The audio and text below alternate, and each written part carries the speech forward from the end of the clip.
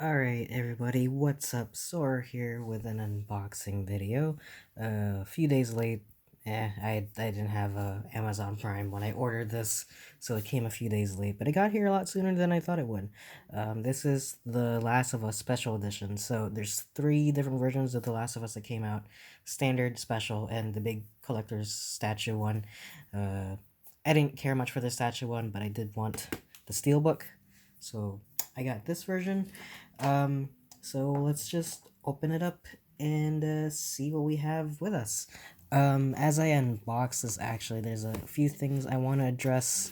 Um, this game is very, very controversial in many different ways. There's lots of news surrounding its development, like why was it made, how it was made, blah blah blah, and the secrets basically that the not the secrets, but the way the game was being made was kind of written unfavorably by some people.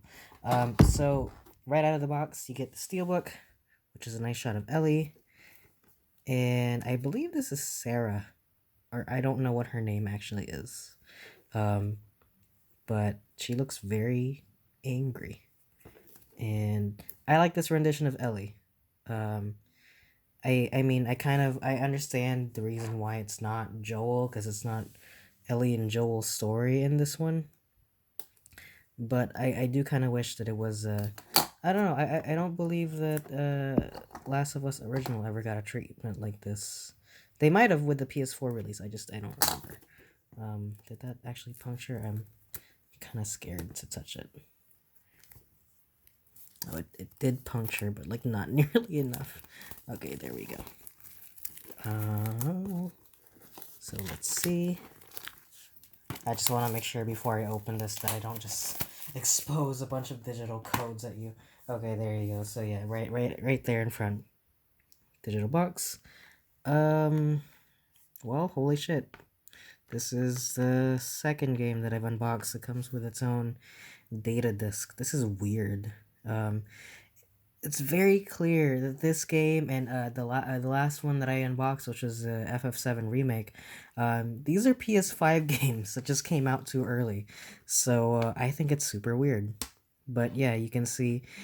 Wouldn't it be funny if they called this The Last of Us Part 2, Part 1, and then that's Part 2, Part 2. Um, but yeah, data disc and game disc. That's so bizarre. Um, let's see. Um, the art feels kind of plain actually. Let me take the disc out. Let's see. Yeah, no, there's nothing behind it. That sucks. Um, Part of the reason why I like steelbooks is because you get the nice art behind it, which you used to get in PS3 exclusives, but you don't get that anymore. But the inside of this is just a plain, I don't even know what to call it. Kind of looks like a jean texture, kind of like a trippy jean texture. But yeah, there you go. Let's see, get the full shot. There's a, my hand's already smudged it because I have lotion on. But there you go. It's I don't know. I really like steelbooks, so I was fine with that. You also get a little mini art book by Dark Horse. How many is this comparable to? I'd say, yeah, it's pretty big actually. I don't want to like flip around with it too much. It might have spoilers in it. Is there a spoiler warning? I appreciate when art books have spoiler warnings, but it doesn't look like there is. Um, but yeah, there's Ellie, Joel. Oh, shit, you got the dog. Oh, sorry, Ashley. Oh no, these are artists. Yeah, I'm not gonna flip around with it too much, but yeah, you can see. I don't know. It looks like a nice, not a meaty art book. I mean, definitely not a huge art book, but it's enough, I think, for an extra $20 on your game. Or sorry, I think this was $79.99. An extra $20, you get a steelbook. You get themes, avatars, and the soundtrack actually. and the soundtrack is just a single digital code. I don't know. I kind of prefer a physical one, but at the same time, I would never actually download it, so that's fine. But I guess I kind of just like the fact that Final Fantasy VII Remake came with a physical disc as well. I don't know, just something more tactile, I think. But I like this trend of it doesn't have to be a giant bombastic um, special edition. Just give me a little art book. Give me a steel book. I don't even care if I don't get any themes with it or whatever. Just you know, give me the steel book. Just because steel books just look so nice. But yeah, that's pretty much what you get physically with The Last of Us. But as I was mentioning earlier, yeah, there's like a lot of controversy with this game.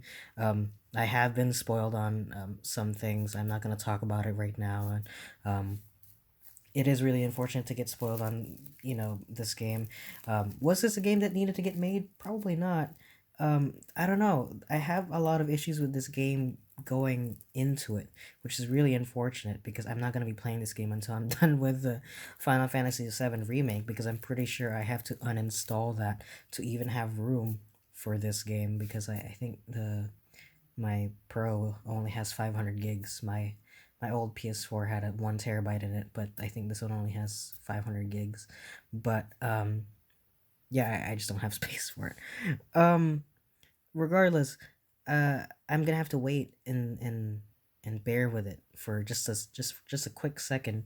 But from the development, like finding out that Naughty Dog is like huge like crunch factory. I mean, you don't really make those kinds of games without like cracking a few eggs, and it really sucks. I would prefer no one have to struggle to make this game. As a result, I wish this game came out on the PS5, giving developers more time on the clock. I wish that this game wasn't delayed, but also I wish that there's so many things that went wrong with the development of this game. Because let me start from the beginning. Did this game need to get made? Probably not. The Last of Us, if you've played it, has a pretty, not a conclusive ending, but it was open ended enough that it was satisfying. Um, it was a really good, it was a really good way to open and shut the story, and I think The Last of Us Part 2, focusing once again on Ellie, is just a result of fan favoritism, which is really unfortunate because this could have been a series in which it's the same location, it's the same setting, but different characters every single time. But their decision to focus on Ellie kind of puts a precedent, which means if they want to do a third part, then it's gonna have it's gotta have the same central characters in it, you know, or at least very much related to the same central characters, their struggles, their plight, instead of just how do these people make it or how do those people make it, and I think that would have been a far more interesting thing to see, as sad as it would have been to see, or not to see Ellie in the sequel. I think it would have been more interesting to just hear about her. I think games like Life is Strange and Watch Dogs took that, like they ran with the idea that they wanted this to be its own franchise, and I think The Last of Us definitely had that potential. But throwing Ellie into a sequel game, I don't know, kind of shoehorns you into it. I mean, they could still, they could still have the same setting with like a different title maybe, but you cannot go on the name The Last of Us anymore. If you call it The Last of Us with a subtitle, it's just not going to be as impactful. You have to call it something different. Use the same font by all means, but just marketing, branding wise, they should have done something differently. So first of all, does this game need to get made? No, but now that it's made, um, should it have been made the way it was? Absolutely not. I mentioned earlier there was like a bunch of crunch involved with this game, and unfortunately, they were promised a bunch of bonuses for when the game comes out. The game got delayed, and workers rightfully got very frustrated with it, and so they leaked the game, and they were forced basically to just release the game anyway. And that's an unfortunate set of circumstances. They should not have withheld those bonuses in the first place. um, Naughty Dog is a financially lucrative company in and of itself. I'm sure that they could have afforded something instead of just holding people out on it, especially the amount of work that they've done with it. Um, I'm going to assume since Uncharted 4, or maybe even a little bit prior to that, and Uncharted 4 came out relatively early, maybe halfway through the PS4 life cycle. I don't quite remember, but it's been a number of years, and this game has been announced for like a long, long time ago.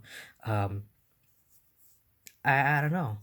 Um, as far as what I've seen gameplay wise, though, this game definitely looks just like The Last of Us, and I'm sure it'll play amazingly. I don't know. There's so much shit attached to it that I'm so so desperate to try to wash that away and just enjoy it for what it is, which is just a video game. How big is this game that it needs its own data disk?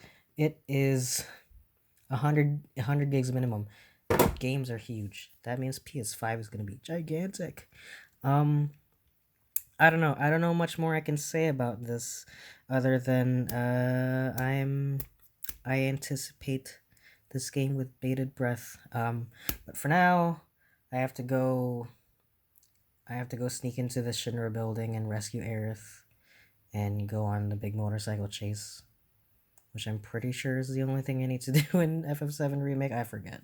It's been a while since I played that beginning part of FF7. But in any case, that's it for me. Thank you all so much for watching. I'll see you guys on the next one.